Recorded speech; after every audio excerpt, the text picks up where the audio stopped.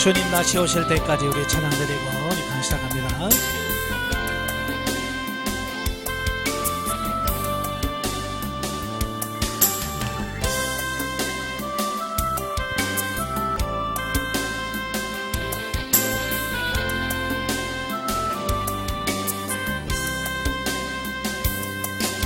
주님 다시 오실 때까지 나는 이 길을 가리라.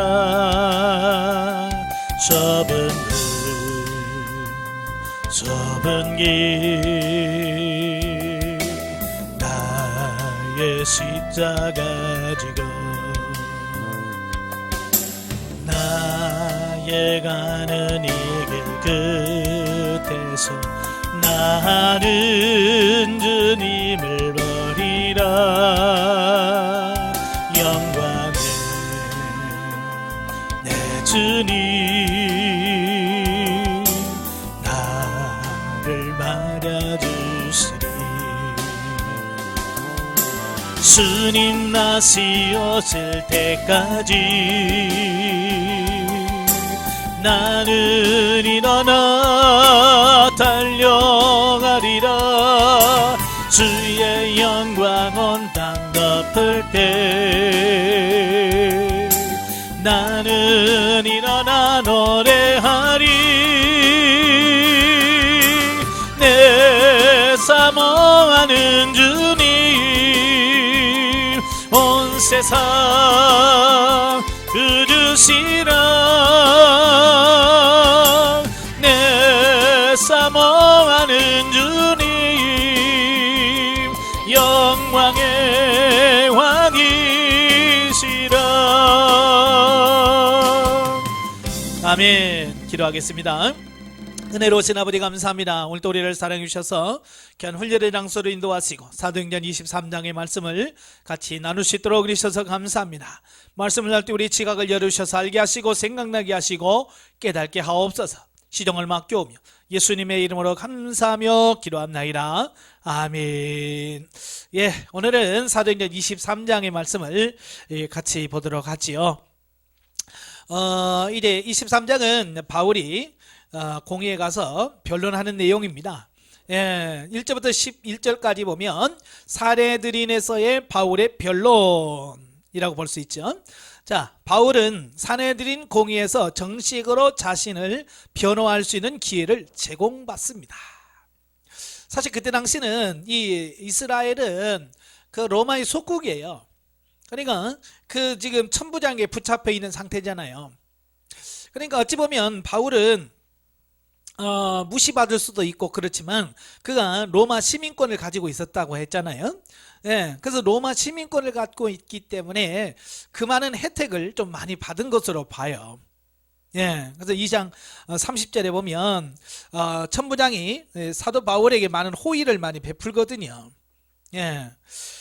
그러니까 이건 사회적인 지위가 우리가 하나님의 일, 복음을 전할 때에 귀하게도 쓰임받을 수 있다라고 하는 어떤 그런 부분들을 우리에게 말씀을 주죠. 자, 바울은 변론의 기회가 주어지자 그가 범사의 양심을 따라 하나님을 섬겼음을 자신 있게 선언함으로써 변론을 시작하고 합니다. 그러니까 공회가 열렸어요. 이제 바울이 처음에 자기 자신을 변호하죠. 그러면서 뭐라고 말하냐면 여러분 형제들아 오늘까지 나는 범사의 양심을 따라 하나님을 섬겼노라 라고 자기가 했다라고 하는 것을 여기서 말씀해 주고 있죠. 이 양심이라고 하는 것은 영의 기능을 말합니다. 영에는 양심, 영교, 직관이라고 이런 기능들이 있어요. 그 기능 중에서 이제 가장 보편적인 기능이 뭐냐면 양심의 기능이에요. 양심이라고 하는 어떤 사건이라든지 어떤 문제, 어떤 일을 통해서 옳고 그름을 분별해 주는, 알게 해주는 그런 기능을 가지고 있어요. 그래서 사람들이 이 양심을 따라만 살아도 이 땅에 이렇게 세상이 타락하지는 않을 거예요. 우리 예수 믿는 사람도 마찬가지예요. 예수 믿는 사람이 양심에 맞는 삶만 살아도 정말 하나님이 기뻐하시는 삶을 살 수 있을 거예요. 문제는 양심이 마비되었다 보니까 양심대로 안 사는 거예요. 신앙생활 해도 그래서 우리가 이 영성훈련을 하게 되면 양심이 회복되어지는 것을 우리가 경험하잖아요. 그죠? 예, 무대를 뚫으니 양심이 회복이 돼. 그러면 전에는 죄로 여겨지지 않았던 부분들이 죄로 여겨지고, 예, 이렇게 되어져서 정말 하나님 앞에 바르게 살 수 있는 부분이 되거든요. 그래서 바울도 자기도 이 양심, 하나님께 주신 영의 기능, 그 양심을 따라서 하나님을 섬겼다라고 이렇게 고백하죠. 자, 그 바울의 말이 떨어지자마자, 예, 그 대제사장인 아나니아가 바울의 곁에 있는 사람들에게 야, 그 입을 치라라고 명령을 합니다. 예, 그러니까 바울의 변론은 대제사장 아나니아의 반발에 부딪혀서 변론 초두부터 감정적인 대립의 양상을 띠게 됩니다. 예, 그때 바울은 그 아나니아가 옆에 사람에게 그 입을 치라라고 말하니까 바울이 뭐라고 말하냐면, 회칠한다며 하나님이 너를 치시리로다. 내가 나를 율법대로 심판한다고 앉아서 율법을 어기고 나를 치라 하느냐라고 반론을 제기하죠. 예. 근데 문제는 뭐냐면 바로 바울이 그렇게 말한, 회칠한다며라고 말한 그 사람이 누구냐면 그때 당시 대제사장이었어요. 예. 그때 당시 대제사장이에요. 근데 대제사장은 하나님의 대리권자잖아요. 그래서 함부로 대할 수 없는 그런 직위를 갖고 있었다 그 말이에요. 자, 그런데 바울은 아나니아가 대제사장인 줄을 모르고 비난했다가 공회원들의 노움을 사게 되죠. 예. 그러니까 이 대제사장을 함부로 비판하면 안 돼요. 그런데 바울은 오랜 기간 동안 1차, 2차, 3차 전도여행을 떠나잖아요. 자, 그러면서 예루살렘에서 대제사장이 바뀌었다는 건 뭐 소문으로는 들어서 알겠지만 직접 가서 보지 않는 한 모르잖아요. 바울은 이제 죄수의 몸으로 가서 재판을 받는데, 그러니까 이름은 알았을지 모르지만 그 사람이 대제사장인지를 모르는 거죠. 왜냐하면 그 하나님께 성전에서 봉사 드릴 때는 대제사장들이 입는 옷이 있고 제사장이 입는 옷이 달라요. 그러니까 성전 안에서는 분명하게 이렇게 표시가 납니다만은 지금 성전 바뀌잖아요. 공회예요. 그러다 보니까 이런 옷이 대제사장복 따로 있는 게 아니라 일반 옷을 입었기 때문에 아마 사도 바울도 그가 대제사장인 줄 모르고 그 말을 한 거죠. 예. 그래서 너는 어떻게 대제사장한테 내가 욕하느냐라고 책망을 하니까 바울은 자신의 실수를 솔직하게 인정을 합니다. 자, 이게 중요한 거죠. 예? 사람은 누구나도 실수할 수 있는 거죠. 그죠? 예. 그럼에도 불구하고 바울이 원래는 누가 실수한 거냐면 대제사장이 실수한 거죠. 왜냐하면 지금 재판하는 거잖아요. 재판하면 공정한 재판을 통해서 선후 뭐 누가 잘못했, 이거 정확하게 죄목이 밝혀진 다음에 죄인 취급해야 되는데, 바울은 이제 와서 이제 나는 범사에 하나님의 양심을 따라 지금까지 살았다라고 말하니까, 알아보지도 않고 입을 치라라고 말하니까, 예, 사실은 이건 잘못된 거죠. 예, 그럼에도 불구하고 바울이 성경 말씀을 인용하면서 뭐라고 그래요? 예, 바로 사죄하지요. 예? 바울이 5절에 바울이 이르되 형제들아 나는 그가 대제사장인 줄을 알지 못하였노라. 기록하였으되 너희 백성의 관리를 비방하지 말라 하였느니라 하더라. 이게 성경 말씀을 인용하면서 바로 시인을 하고 몰라서 그랬다라고 솔직하게 인정하지요. 예. 자, 바울은 자기의 고백대로 양심을 따라 하나님을 진실하게 섬긴 사역자지만 사실 대제사장 아나니아는 잔인함과 탐욕을 갖춘 인물로 바울의 힐난 비난대로 회칠한담이라는 비난을 받아야 마땅할 자였다라고 하는 거예요. 그러니까 이 아나니아, 이 대제사장이죠. 이 아나니아는 대제사장인데도 불구하고 정직하지 못했어요. 자, 그래서 비리를 많이 저질렀는데 그 많은 비리 중에 뭐냐면 이제 그 백성들이 11조를 내잖아요. 자, 그 11조를 내면 레인들이 받아요. 그래서 레인들이 받은 11조 중에서 10분의 1을 떼서 제사장의 몫으로 또 이렇게 올렸잖아요. 자, 그런데 이 대제사장인 이 아나니아는 그 제사장 몫으로 오는 그 수입이 있잖아요. 레인들이 받은 11조 중에서 또 10분의 1을 올린단 말이에요. 그러면 어떻게 해야 돼요? 대제사장이 그걸 잘 분배해서 골고루 모든 제사장들에게 돌아가도록 해야 되는데, 이 대제사장이 그 제사장에 돌아가야 될 임금을 자기가 착복하는 거예요. 빼앗는 거예요. 그래서 자기를 많이 착복하는 거예요. 부를 축적하는 거예요. 뿐만 아니라 대부분의 이스라엘 사람들은 반로마주의지거든요. 로마에 반대하고 대적하는 어떤 그런 성향인데, 바로 이 아나니아는 친로마 정책을 펴요. 그래서 그렇게 얻은 물질, 불이하게 얻은 마땅히 제사장에 돌아가야 될 그 분깃을 자기 몫으로 빼앗은 그걸 가지고 로마 사람들에게다가 뭐냐면 그 뇌물을 바쳐요. 그래서 로마 지휘관들에게 환심을 많이 사게 돼요. 그러니까 자기는 편할지 모르지만 그것을 바라보는 이스라엘 백성들의 마음이 얼마나 그렇겠어요. 아무리 대제사장이라지만. 그래서 백성들로 좀 원성을 많이 사고 있는 그런 제사장이었고요. 그러다가 이제 AD 66년에 로마를 대항해서 유대 백성들이 반란을 일으켜요. 전쟁을 일으킵니다. 그래서 로마와 전쟁을 하게 돼요. 자, 그때 이스라엘 백성들에게 이미 미움을 받은 이 대제사장이 이제 피난을 가게 돼요. 유대인들로부터 미움받아서 쫓겨나게 돼요. 그래서 그가 헤롯 궁정으로 피신을 가요. 로마 그 헤롯 궁전으로 피신을 갔는데, 그 피신 간 상태에서 AD 66년에 그의 형, 다른 사람도 아니고 그 아나니아의 형인 히스기야에 의해서 거기서 비참한 죽음을 당하게 돼요. 바로 이 회칠한 무덤이라고 하잖아요. 이 회칠한 무덤이라고, 여기는 담이라고 되어 있는데 원래는 무덤을 말합니다. 무덤. 유대인들은 그 절기 때 그 하나님의 성전에 올라가기 전에는 자기 자신을 깨끗해야 돼요. 특별히 자기를 부정하게 하는 것들이 많이 있잖아요. 나병 환자를 만졌다든지, 아니면 유출병 있는 사람과 만졌다든지, 아니면 부정한 시체를 만진 사람 만졌다든지, 이런 거 있잖아요. 그래서 어쨌든 자기 자신을 더럽게 하면 안 돼요. 이제 특별히 그 유대인들은 무덤을 쓸 때에 바위를 파서 무덤을 만들잖아요. 그러니까 낮에 덥고 밤에 춥고, 그러니까 이 성전에 올라오는 길에 중간중간 이제 휴식을 취한단 말이에요. 자, 휴식을 취할 때에 잘못 어떤 돌 밑에라든지 이런 데 바위 곁에서 쉬다가 잘못 쉬면 바로 시신이 있는 무덤 곁에서 쉴 수도 있어요. 그래서 무덤을 만지면 부정하게 돼요.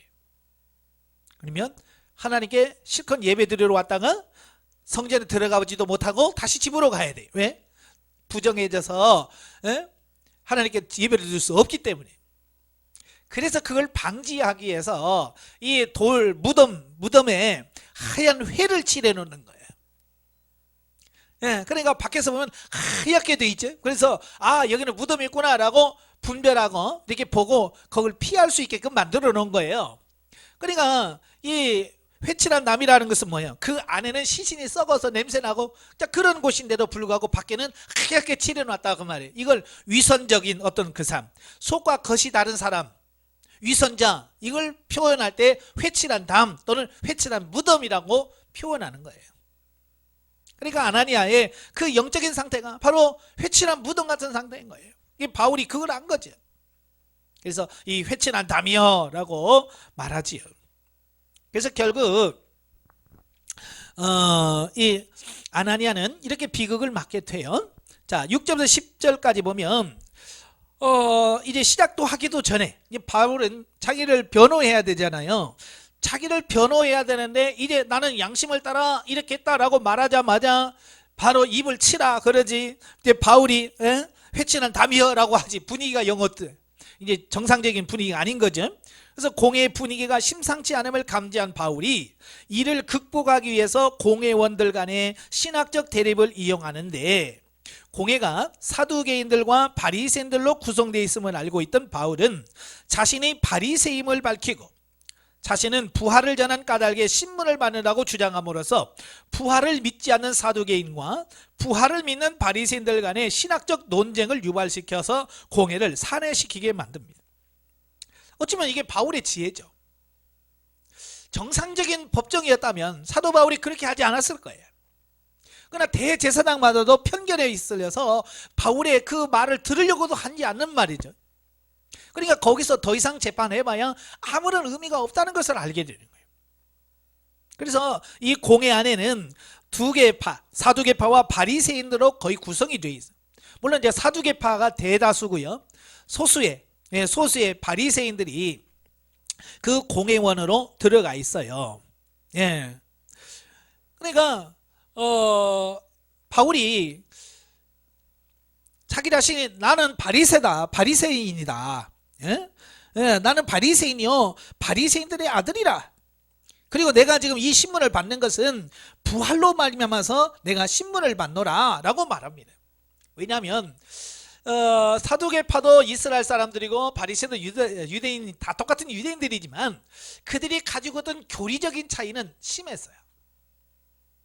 사두개인들은 주로 이제 제사장들을 위주로 구성되어 있어요. 이들은 뭐냐면 영, 천국, 부활 이런 걸 믿질 않아요. 그들이 지도자인데도 불구하고 이 영적인 부분을 안 믿어요. 반대로 이 바리새파들은 숫자는 적지만 이 영, 부활, 이런 내세 이런 걸 다 믿는단 말이에요. 그러니까 그들이 가장 고민하는 게 뭐냐면 갈등이 많은 게 부활 문제예요. 부활 문제. 그러니까 사두개파들은 부활이 없다라고 주장을 하고 바리새는 있다라고 주장한다는 거 말이에요. 어찌 보면 요즘으로 말하면 뜨거운 감자라고 할 수 있는 거죠. 예, 신학적 논쟁이에요. 그래서 바울이 그걸 딱 던지자마자 바리새인들이 기다렸다는 듯이 바로 그들에게 말하죠. 이르되 우리가 이 사람을 보니 악한 것이 없도다. 혹 여기나 혹 천사가 그에게 말하였으면 어찌 하겠느냐. 자, 이렇게 바리새파가 들고 일어난 거예요. 그러니까 같이 바울을 정죄하려고 했다가 바울이 나는 바리새인이고 나는 부활 때문에 지금 이 신문을 받는다라고 말하니까 바리새인들이 갑자기 돌변해서 이제 하는 거죠. 왜냐하면 사실 이 바리새파하고 사두개파는 굉장히 앙숙이에요. 잘 안 맞아요. 교리적인 차이도 있고요. 백성들이 지지하는 부분도 다르고요. 또 자기들이 추구하는 바가 다르기 때문에 자, 그렇죠. 예, 그래서 바로 이런 부분들을 통해서 이 정식으로 이 재판이 되지 않도록 되지 않게 되는 어떤 이런 부분을 보게 됩니다. 그래서 11절에 보면 유대인들의 박해를 받아 안토니아 성의 감옥에 감금되어 있던 바울에게 주님은 환상으로 나타나셔서 그의 고난을 위로하시고 로마 전도의 비전을 약속하십니다. 사실 사도 바울은 예루살렘에 오기 전에 그 많은 아가보라든지 빌립의 그 내 딸이라든지 그 많은 사람들이 사도 바울에게 예루살렘 가지 말라고 했잖아요. 거기 가면 고난을 당한다, 붙잡혀서 죽을 수 있다라고 얘기했잖아요. 자, 그럼에도 불구하고 바울이 하나님의 뜻이라고 하면서 왔잖아요. 그러니까 바울은 그 예루살렘에 가면서 이미 그가 얼마나 많은 고난을 받을 걸 알았어요. 그런데 막상 와서 보니까 자기가 생각했던 것보다 훨씬 더 심한 거죠. 그러니까 정식으로 재판을 받고 거기서 자기를 변호하면 될 줄 알았거든요. 그런데 영 분위기를 보니까 그게 아닌 거예요. 그러니까 처음 신문을 받고 와서 굉장히 실망했던 것 같아요.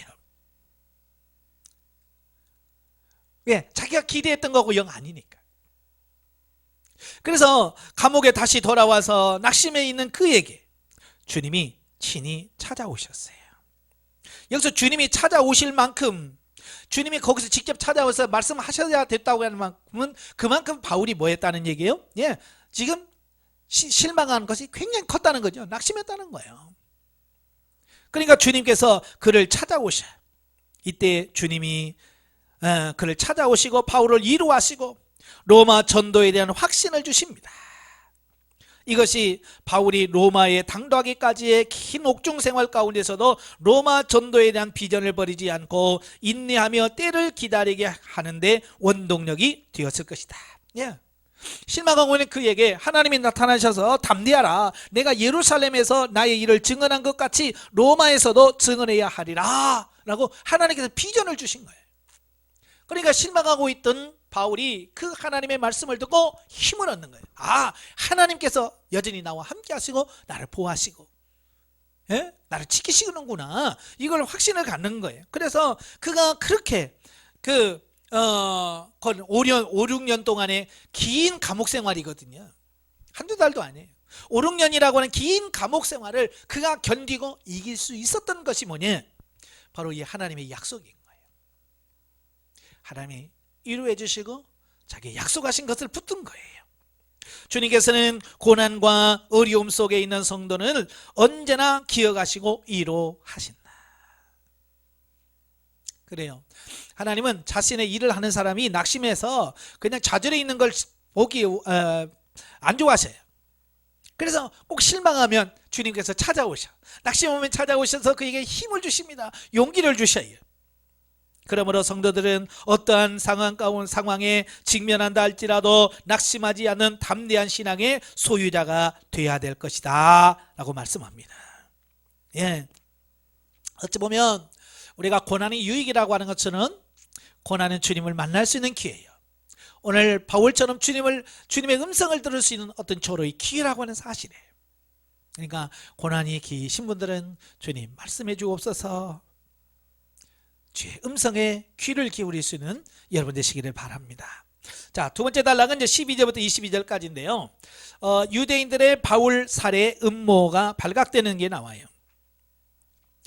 그러니까 그 앞에서 이미 한번 재판을 했는데 이게 정식 재판이 안 되잖아요. 이루어지지 않는 거예요.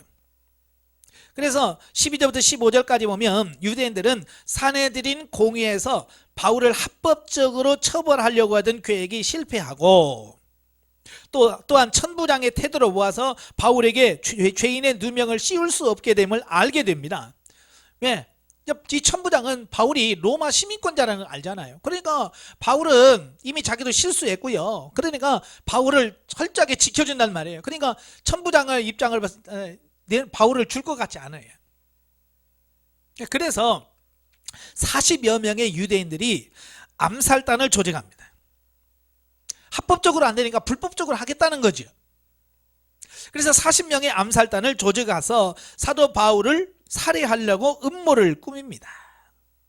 참 이걸 보면 유대인들은 정말 대단해요. 합법이 아니면 이게 아니구나 포기해야 되는데 불법을 통해서라도 어떻게든지 그를 죽이려고 하는 거예요. 이건 뭘 의미하냐면 자기들이 얼마나 부정직하고 부정한 사람인가를 보여주는 부분들이거든요. 그러니까 그 사람이 부정한 방법을 쓴다는 것은 그 사람이 부정하다는 얘기죠. 부정직하다는 얘기예요. 선한 사람, 의로운 사람은요 절대 불의한 방법을 사용하지 않습니다. 자, 그래서 그들은 대제사장과 장로들과 결탁을 하지요. 그래서 바울을 다시 사내들인 공회로 소환한다. 재판을 할 테니까 바울을 보내달라라고 불러낸 다음에 로마 요새에서 나오게 한 다음 길에 매복해 있다가 암살한다는 불법적이고 간악한 음모를 꾸미게 됩니다. 그러니까 지금 바울은 예루살렘 성 안에 있는 그 성에 지금 안토니아라고 하는 감옥에 갇혀 있단 말이에요. 이건 군인들 요새예요. 군부대란 말이에요. 그러니까 이제 바울이 거기 갇혀 있기 때문에 그 안에까지 가가지고 바울을 죽였다가는 어때요? 로마와는 굉장히 싸워 안 되겠죠. 그러니까 어떻게든 그 요새를 나오도록 해야 된단 말이에요. 요새 안에까지 들어가서 죽일 수는 없으니까. 그래서 공회에서 소환하는 어떤 명목으로 바울을 그 요새에서 나오도록 이게 나와서 들어가는 가는 길목에서 바울을 죽이겠다라고 말합니다. 자, 그런데 16절부터 22절까지 보면 그들이 그런 계획을 세웠는데 그 유대인의 음모를 바울의 생질에 의해서 발각되어집니다. 생질은 이제 조카죠. 이 조카는 누구냐면 아마 바울의 누나들, 바울의 누나들이 결혼해서 아마 예루살렘에 살면서 아니면 고향에 지났다가 그의 조카들이 예루살렘에 있다가 유대인들이 막 하는 소리를 들었을 거예요. 물론 이제 하나님께서 듣게 하셨죠. 네, 그게 하나님의 뜻이었으니까. 어쨌든 이 생질이 바울을 죽이려고 하는 그들의 음모를 듣게 돼요. 그래서 바로 바울에게 가서 알려주죠. 그래서 바울이 그 말을 듣고 생질을 그의 바울 천부장에게 알려주게 되죠. 결국 그 말을 들은 천부장은 바울을 보호하기 위해서 가이사랴 총독부로 옮기는 호송 계획을 세웁니다. 그러니까 지금 바울은 예루살렘에 지금 붙들려 있는 거예요. 그런데 그 예루살렘 지역을 관장하는 그 총독부가 예루살렘에 있는 것이 아니라 이 가이사라고 하는 곳에 있었어요. 이 가이사라는 예루살렘에서 약 90km 정도 떨어져 있는 해변의 도시예요. 그 해변의 도시로 옮기게 되죠. 이것은 약속대로 로마에 가기까지 바울을 보호하시려는 성령님의 역사요 섭리로 하나님께서는 이런 계기를 통해서도 바울이 로마에 갈 수 있도록 모든 계획을 진행하시고 섭리하심을 알 수 있다. 그러니까 이 바울을 죽이려고 하니까 그것을 알게 하고, 그래서 천부장이 바울을 밤중에 그를 호송함을 통해서 그 사람들이 바울을 해치지 못하고 결국 로마로까지 가는 그 모든 과정을 하나님께서 하셨다라고 하는 것을 보게 돼요. 그러니까 하나님이 하시는 방법은 이렇게 대단한 거예요. 사람이 어떻게 생각할 수 없는, 감히 생각할 수 없는 그런 방법들을 통해서 하나님이 역사하는 거예요. 그러니까 우리가 이 세상에 살면서 늘 하나님께 물어야 되는 이유가 바로 이런 거예요. 우리가 알지 못하는 하나님의 또 다른 방법, 우리가 봤을 때는 정말 절망적이죠. 앞으로 봐도 뒤로 봐도 어떻게 할 수 있는 방법이 없을 때 하나님, 주님 어떻게 할까요? 라고 기도했어요. 주님께서 지혜를 주셔서 알게 하시고 생각나게 하시고 깨닫게 하시고, 오늘도 마찬가지죠. 저 바울이 그 상황에 있을 때 하나님께서는 그 천부장의 마음을 감동하시는 거예요. 그래서 바울을 가이사랴로 옮기는 그런 작업을 하게 되죠. 결국 본문을 통해서 우리는 사악한 유대인들의 음모가 비밀리에 진행되었다 할지라도 하나님께서는 이미 그 일을 다 아시고 바울을 구원하실 방도를 마련하셨듯이 하나님께서는 오늘날 우리들 또한 불꽃 같은 눈동자로 지키시고 보호하신다는 사실을 깨닫고 세상에 살 때에 아무것도 염려하지 말고 담대하게 살아가면 물론 더욱 충성되게 하나님 나라의 일을 감당해야 할 것이다 라는 거예요. 이걸 단순히 우리 머리로만 알지 말자는 거예요. 우리 지식적으로 하나님 보호하셔, 하나님 우리 편이야 라고 머리로만 인식할 것이 아니라 우리의 삶의 실제 삶 속에서 정말 하나님이 나를 보호하시고 있다는 사실을 직접 경험하고 체험할 수 있는 그런 삶이 되어야 된다 그 말이에요. 다시 말하면 객관적인 하나님이 내 주관적인 하나님이 되어야 돼요. 성경 속에 기록된 것 객관적인 하나님이, 근데 그 객관적인 하나님이 내게 개인에게 적용될 수 있는 주관적 신앙, 주관적 믿음, 주관적 하나님이 된다 그 말이에요. 그게 진짜 믿음이란 말이에요. 자, 23절부터 35절에 보면 가이사랴로 호송하게 돼요. 아까도 말했지만 예루살렘에서 가이사랴까지는 약 90km가 되는 꽤 먼 거리예요. 지금도 90km 하면 우리가 차로 가도 거의 1시간 정도 가는 거리거든요. 그죠? 굉장히 먼 거리. 그냥 그때 당시에는 말 타고 걸어가니 얼마나 멀겠어요. 보면은 천부장이 유대인들이 바울 살해 음모가 드러나자 로마 시민권을 가진 바울에게 무슨 해라도 미치면 그 책임을 면치 못한다는 것을 알기에 불이 나게 야음을 이용해서 로마 시민권자에 대한 정식 재판권이 있는 로마 총독에게로 이송을 하는데, 모두 470명의 군사를 동원합니다. 그래서 구시라고 돼 있죠. 삼시. 삼시는 요즘 우리 시간으로 말하면 저녁 9시를 말합니다. 예, 저녁 9시가 되었을 때에 이 천부장이 바로 모든 군대를 부릅니다. 자, 그래서 470명을 동원해서 그를 가이사랴까지 호송하도록 이렇게 만들어요. 23장에 보면 밤 제3시, 3시는 9시라고 그랬어요. 그래서 보병 200명, 기병 70명과 창병 200명. 예. 그때 당시 그 예루살렘의 주둔에 있던 로마 군인이 몇 명이냐면 600명이에요. 그 예루살렘의 주둔에 있는 군인이 600명인데 600명 중에서 470명이 빠져나와요. 그러니까 거의 80% 정도가 빠져나오는 거예요. 그러니까 얼마나 이 천부장이 바울을 위해서 힘을 썼는지 아시겠죠? 예, 참 그런 거예요. 하나의 죄수에 불과한데, 그죠? 한 명의 죄수예요. 그런데 하나님은 그에게 이렇게 놀라운 은혜를 베푸시는 거예요. 이건 하나님만이 하실 수 있는 거죠. 예. 그래서 아마 최소한의 경비 인력만 남겨두고 바울을 호송하도록 만들었다라고 이렇게 보면 되겠어요. 예. 당시 예루살렘에 거주했던 병력이 약 600명이었음을 감안하면 이러한 병력 동원은 실로 대단한 것이었다. 이것은 천부장이 로마 시민권자인 바울을 채찍질하려 했던 불법을 보상하기 위해서일 뿐만 아니라, 예, 그렇죠. 자기 실수를 했으니까 그 실수를 어떻게 해야 돼요? 어떻게든 좀 숨겨야 되겠죠. 그래서 어쨌든 바울에게 호의를 베풀어서 바울이 그 악감정을 가지면 안 되죠.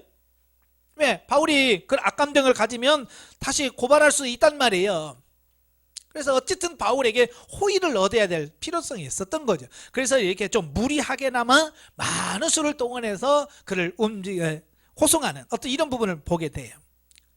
두 번째는 유대인들이 바울 살해 음모가 너무 거세였으므로 사고가 일어나지 않도록 미연에 방지하기 위함이었을 것이다. 그렇죠. 거기 보니까 뭐라고 돼 있어요? 바울을 죽이지 않고는 먹지 않기로 굳게 명세한 사람이 40명이나 돼요. 네. 얼마나 지독한 사람들이에요. 그죠? 바울을 죽이기 전에는 아무것도 안 먹겠습니다 하면서 생명을 걸고 죽이겠다는 사람이 이렇게 40명이나 돼요. 그러니까 여러분 세상에 제일 무서운 사람이 누구냐면 죽기를 막 감안하고 각오하고 덤비는 사람 제일 무서워요. 예. 그러니까 그렇게 좀 죽기를 각오하고 있는 사람들이 있으니까 만일에 무슨 문제가 생기면 큰일 나거든요. 그래서 이렇게 많은 군인들을 통해서 보호했다 그 말이에요. 그러나 이러한 보호 역시 로마에서도 복음을 전파해야 하는 바울을 지키는 하나님의 손길로 보아야 된다. 자, 이게 정답이에요. 하나님이 바울을 얼마나 사랑하시고 바울을 얼마나 보호하고 계신가를 이 모습을 통해서 직접 보여주시는 거예요. 그 하나님이 지금도 저와 여러분을 지키고 보호하고 계시다는 사실을 기억하시기를 바랍니다. 그래서 우리가 힘들고 어려울 때 주님은 여전히 나와 함께 하시고 오늘 바울을 보호하셨던 그 하나님이 오늘도 우리를 보호하고 계시다는 이 확신을 갖기를 바랍니다. 자, 25절 30절에 보면 천부장이 총독 벨릭스에게 보낸 편지 내용이죠. 바울의 무지함을 선언하고 있습니다. 그는 비록 이방이었지만 비교적 공정한 판단을 내리고 있음을 알 수 있다.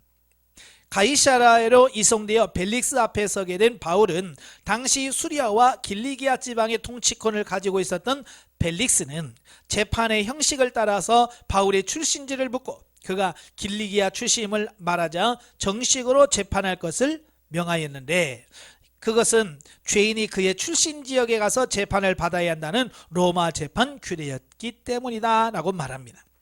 자, 여기서 나오는 이 벨릭스가 나와요. 벨릭스는 원래 이제 출신이 뭐냐, 노예 출신이에요.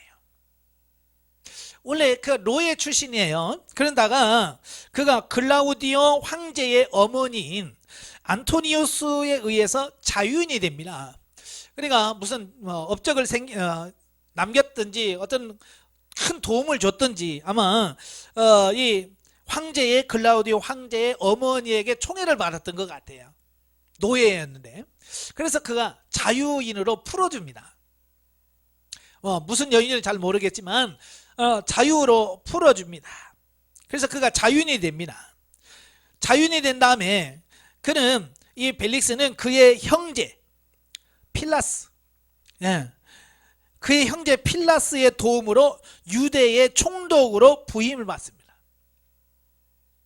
그래서 52년부터 58년까지 유대의 총독으로 한 5, 6년 동안 사역을 했죠. 그런데 원래 이제 노예 출신이다 보니까 기초가 없잖아요. 그죠? 그 다음에 뭐라고 할까요? 자존심?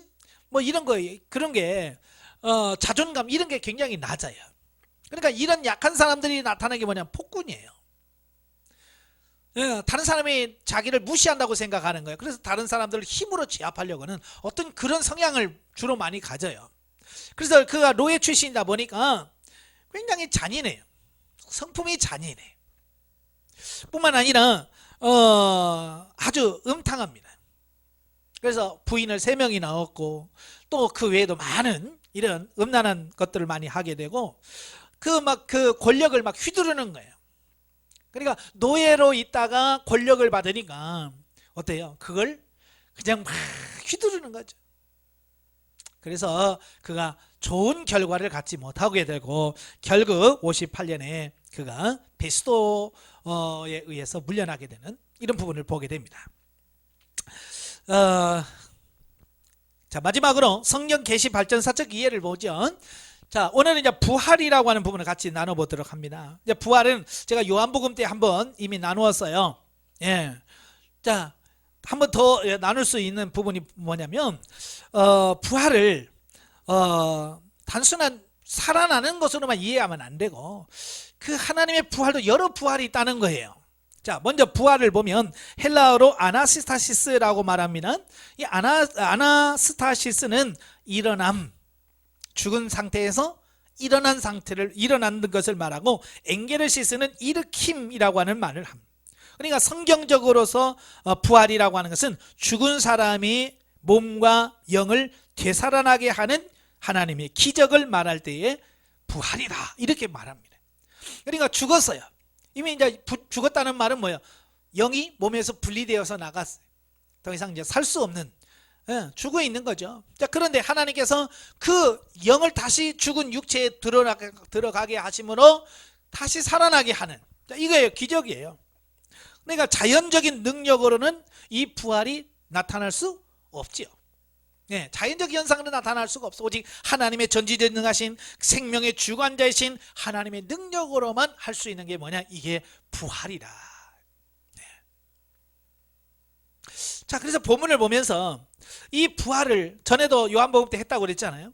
하고 또 이 본문을 통해서 하나님께서 부활을 다루라고 했을 때 고민 많이 했어요. 도대체 부활을 어떻게 성경에서 표현하고 있고 어떻게 부활을 다시 설명을 해야 될까? 하나님께 기도하는데요, 바로 이 부분을 쭉 설명을 해 주셨어요. 자, 첫째가 뭐냐? 몸의 부활이다. 몸의 부활. 자, 몸의 부활이라고 해서 뭡니까? 죽었던 사람이 다시 살아나는 걸 말해요. 자, 그래서 첫 번째는 예표적 기능하는 부활이 있어요. 몸의 부활은 뭐냐? 예표적 기능이라 그 말이에요. 예표적이라고 하는 것은 뭐냐면 미리 보여주는 거죠. 뭘 보여주느냐? 바로 우리들로 하여금 예수 그리스도의 부활과 또 우리의 부활을 믿도록 하는, 우리의 부활, 이 사람들이 부활한 걸 보니까 우리도 확실히 부활하겠구나, 예수도 부활하셨구나 라고 하는 것을 미리 보여주는 어떤 그런 부분이다 그 말이에요. 그래서 구약에서부터 이런 기사들이 많아요. 특별히 열왕기상 17장에 보면 그 엘리야에 의해서 사르밧 과부의 아들이 살아나죠. 사르밧 과부의 아들이 죽어요. 그때 기도하죠. 그러니까 엘리야가 그 아이의 몸에 3번 펴서 엎드리고 여호와께 부르짖어 이르되 내 하나님 여호와여 원하건대 이 아이의 혼으로 그의 몸에 돌아오게 하옵소서 하니. 예, 엘리야가 간절히 기도하니까 죽었던 그 아이가 다시 살아나요. 자, 두 번째는 열왕기 하죠. 열왕기 4장 17절에서 37절에 보면 이제는 그의 엘리사의 제자였던 엘리야의 제자였던 엘리사에 의해서 이루어집니다. 바로 이제 수넴 여인의 아들이죠. 수넴 여인은 엘리야를 참 공경하고 하나님을 잘 섬기는 분이에요. 근데 자식이 없는 거예요. 그래서 엘리사가 너에게 하나님이 너에게 자녀를 줄 거다라고 했고, 그래서 늦게 자녀를 낳았어요. 근데 그 아이가 들에 나갔다가 죽었어요. 그때 그 수넴 여인이 엘리사를 찾아가서 간절하게 기도하죠. 그때 엘리사가 그 아이에게 가서 그 위에 자기 몸을 엎드립니다. 그리고 자기 입을 그 입에, 자기 눈을 그의 눈에, 자기 손을 그의 손에 대고 그의 몸에 엎드리니 그 아이의 살이 차차 따뜻하더라 그랬죠. 그리고 7번 재치기 하고 그 아이가 눈을 뜨게 되죠. 자, 엘리사와 엘리야를 통해서 죽은 사람을 살려내요. 이게 구약에서의 사건이고요. 이제 신약 성경에 오면 마가복음이죠. 마가복음의 5장에 보면, 마가복음 5장 35절부터 43절에 보면 그 회장장 야이로의 딸이 나와요. 12살 정도 된 딸인데요, 죽었어요. 예수님이 그 집에 도착했을 때는 이미 많은 사람들이 헌화하면서 죽었다라고 합니다. 그때 예수님께서 이 아이가 잔다 그러죠. 그래서 그 아이에 들어가서 달리다굼 하니까 그 소녀가 일어나게 되죠. 자, 여기서 죽은 야이로의 딸입니다. 그가 살아나죠. 시간적으로 보면 죽은 지 얼마 안 된, 바로 즉시 죽은 다음에 바로 살아난 어떤 그런 케이스라고 한다면, 누가복음 7장에 보면 나인성 과부의 아들이 나와요. 네, 누가복음 7장 11절부터 보면 그 나인이라는 성에 예수님이 들어가니까 한 죽은 자를 메고 나와요. 근데 그의 어머니가 슬피 우는 거예요. 그때 예수님께서 그 과부를 불쌍히 여기면서 울지 마라 말씀하시고, 청년아 내가 내게 말하노니 일어나라. 그래서 그 청년을 살려는. 여기서 예수님께서 관에 손을 대셨다고 하는 말은 뭐예요? 이미 야이로 딸과는 달리 시간이 좀 경과된 거죠. 예, 시간이 경과돼서 이제 그를 장사 지내기 위해서 메고 가는 거예요. 관에 넣어서 메고 가고 있는 상태. 그 시간이 꽤 지난 상태예요. 그때 예수님께서 일어나라 그러니까 그 청년이 일어났어요. 자, 그리고 이제 세 번째가 요한복음 11장에 보면 우리가 잘 아는 죽은 나사로를 살리는 사건이 나와요. 이 죽은 나사로는 이미 무덤에 들어간 지 나흘이에요. 그러니까 시간이 굉장히 오래됐죠. 그러니까 야이로의 딸은 금방 죽었다 살아났으니까 그럴 수 있다고 봐요. 이 나인성 과부의 아들도 뭐 시간이 좀 지났지만 그래도 그렇게 오래 지나지 않았기 때문에 살았다, 뭐 그럴 수 있다라고 봐요. 그런데 나사로는 달라요. 이미 무덤 속에 묻은 지 나흘이나 되는, 썩어서 냄새나는 그 상태인데도 불구하고 주님께서 부활시킨 거예요. 다시 살아나라, 나와라 그러잖아요.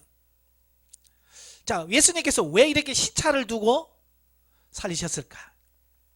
네, 바로 우리들, 저와 여러분들이 이 사건들을 보면서 야, 하나님께서 이렇게 이런 과정들, 이런 상태에서도 하나님께서 하시는구나, 이걸 우리들에게 분명하게 깨우쳐 줄 필요성이 있었다라고 하는 거예요.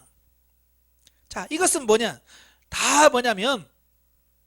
예수 그리스도의 부활과 우리의 부활을 예표적, 예시적으로 우리에게 보여준 사건이에요. 왜냐하면 그게 완성이 아니에요. 만약에 그게 완성이었다면 지금까지 사르밧 과부의 아들이 살아 있어야 되고 예수님이 살린 나사로가 살아 있어야 돼. 그런데 그들 다 죽었어요. 심지어 예수님께서 살리신 나사로도 죽었어요.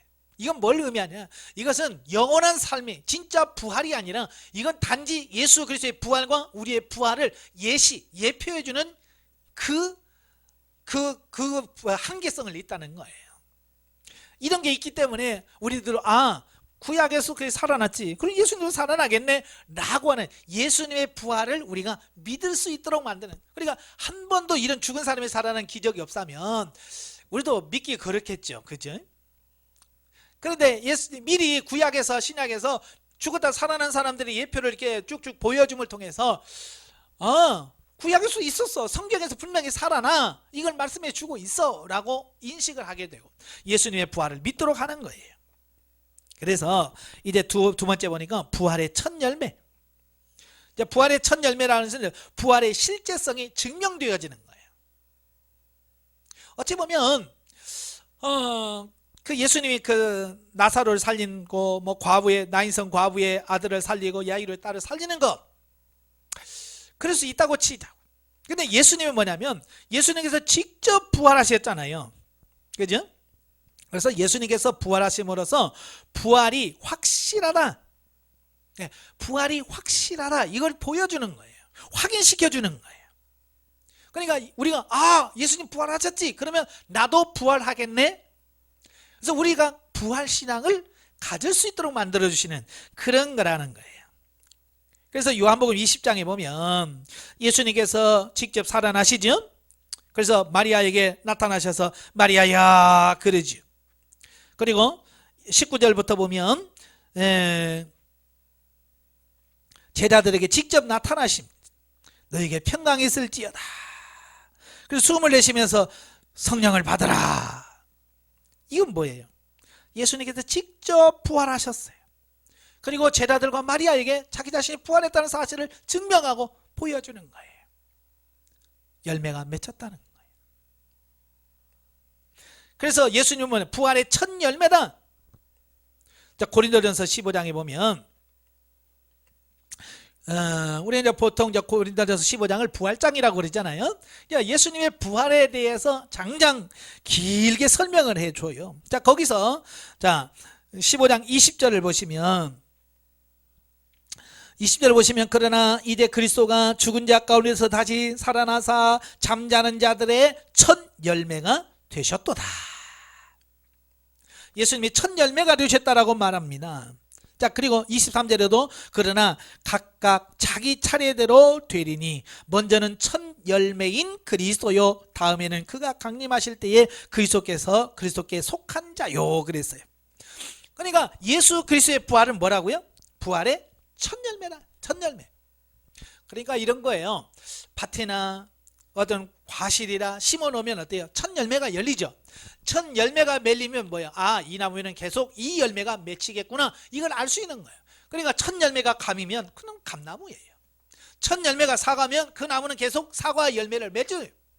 우리가 뭐 올해는 사과 열렸다가 내년엔 배 열리고 그 다음에 감 안 열리고 그래 안 해요. 첫 열매를 보면 그 다음에 어떤 열매가 맺혀질 걸 다 아는 거예요. 이 말은 예수 그리스도께서 부활하심으로 말미암아서 첫 열매가 되셨어. 그러니까 우리의 모든 사람도 이렇게 부활할 거다라고 하는 것을 인식하고 깨닫도록 하셨다라는 것을 보게 돼요. 그래서 예수님을 부활의 첫 열매다 이렇게 말씀해요. 그러니까 예수님의 부활은 이전 몸의 부활과는 전혀 달라요. 자, 몸에 부활했던 사람들 다 죽었잖아요. 그죠? 예수님처럼 그렇게 뭐 벽을 통과한다든지 뭐 이런 거 안 했어요. 못 했어요. 그냥 사람이었어요. 그런데 예수님의 부활은 전혀 달라요.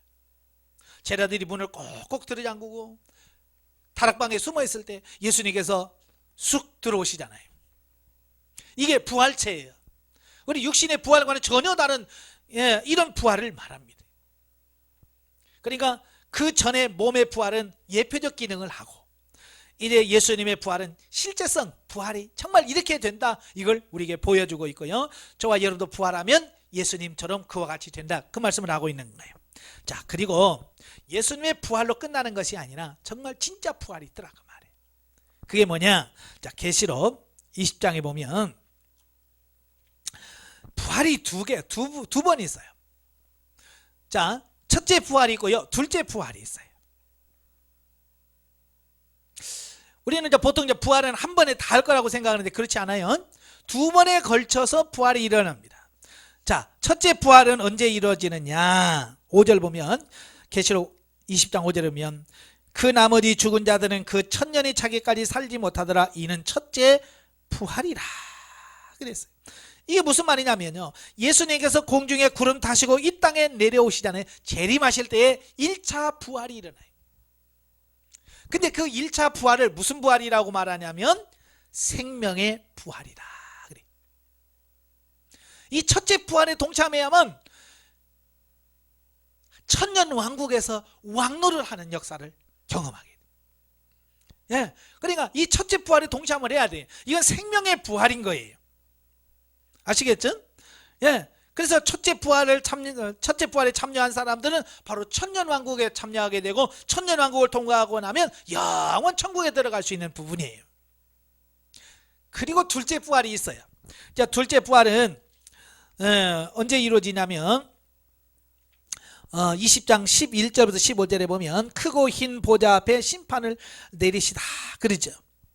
또 내가 크고 흰 보좌와 그 위에 앉으신 이를 보니 땅과 하늘이 그 앞에 피하여 간 데가 없더라. 내가 보니 죽은 자들이 큰 자나 작은 자나 그 보좌 앞에 서 있는데, 쭉 나오면서 13절에 바다가 그 가운데서 죽은 자들을 내어주고 또 사망과 음부도 그 가운데서 죽은 자들을 내어주매, 다 부활은, 그러니까 아담 때부터 이 세상에 죽었던, 그러니까 첫째 부활에 참여하지 못했던 자, 이게 중요한 거예요.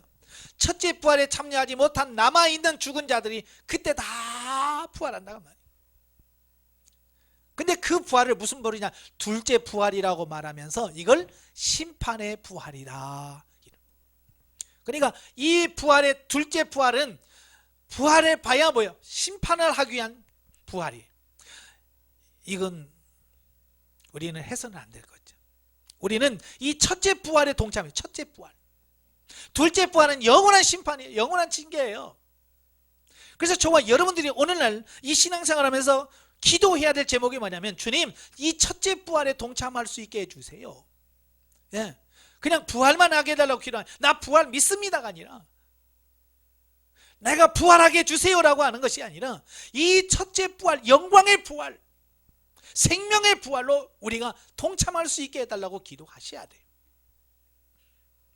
어쨌든 우리는 다 부활합니다. 예수를 믿든 안 믿든. 그러나 우리는 생명의 부활, 영생의 부활, 영광의 부활, 첫째 부활에 동참할 수 있는 삶이 돼야 돼. 결론입니다. 부활은 인간적인 이성으로는 믿기 힘들다. 그죠? 어떻게 죽은 사람이 살아날 수 있어? 인간의 이성으로는 이해가 안 되는 부분이에요. 그러나 이건 하나님의 능력으로 되는 거예요. 하나님의 능력으로만 할 수 있는 거예요. 예, 믿음으로 우리는 받아들이셔야 돼. 그리고 단순한 육체의 부활에 초점을 맞추기보다는, 예, 오늘 많은 사람들이 이 몸의 육체의 부활, 육체의 영생을 많이 꾸어요. 영생, 육체의 영생을 꾸어요. 그래서 신천지에 많은 사람들이 가는 이유가 뭐예요? 예, 신천지는 육체의 영생을 얘기합니다. 이게 죽지 않는다는 거예요. 신천지에 들어오면 이 몸이 죽지 않는다는 거예요. 여러분, 안 죽을 수가 없잖아요. 예, 이건 다 죽게 돼 있어요. 그래서 설령 아까도 말한 것처럼 몸의 부활을 통해서 죽었다가 다시 살아난다 할지라도 다시 죽어. 왜? 이건 영원한 완성된 부활이 아니기 때문에 그래요. 그러니까 몸의 부활도 의미가 없어요, 어찌 보면. 그래서 우리는 이 육체의 부활, 몸의 부활에다가 초점 맞추시면 안 돼. 우리는 뭐냐? 궁극적인 이 첫째 부활에 참여하는 자가 돼야 돼. 첫째 부활.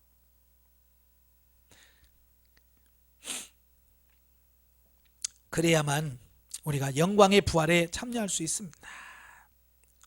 예, 그래서 우리가 나팔 불 때 나의 이름, 나팔 불 때 나의 이름, 우리 찬송가 있잖아요. 나팔 불 때 나의 이름, 나팔 불 때 나의 이름, 나팔 불 때 나의 이름, 부를 때에 잠이 좀 찬미하겠네. 예, 나팔 불 때 바로 이 첫째 부활에 동참하는 영광이 우리 안에 있어야 돼. 그러려고 하니까 우리가 이 땅에 살면서 열심히 영성생활 하십시오. 영성훈련을 통해서 영성적 삶을 사십시오. 그래야 영광의 이 첫째 부활에 참여하게 되는 귀한 역사가 있을 줄로 믿습니다. 기도하겠습니다. 은혜로우신 아버지 감사합니다. 오늘도 귀한 말씀을 주셔서 감사합니다. 우리 많은 사람들은 아직도 육체의 영성이나 육체의 영생이나 멋진 몸의 부활만을 생각할 때가 많습니다. 그래서 죽지 않고 영원히 사는 것, 이런 걸 꿈꿉니다. 그러나 그건 궁극적인 부활이 아닙니다. 진짜 부활은 첫째 부활에 동참하는 거라고 말씀합니다. 예수 그리스도께서 나팔 불며 이 땅에 오실 때에 공중에서 아무리 부활한 우리 육체와 공중에서 영이 만나 영생 부활체로 바뀌어지는 이 영광에 참여하기를 원합니다. 하나님, 이 소망을 들고 우리가 신앙생활을 할 수 있는 우리가 될 수 있도록 도와주시옵소서. 예수님의 이름으로 감사하며 기도합나이다. 아멘.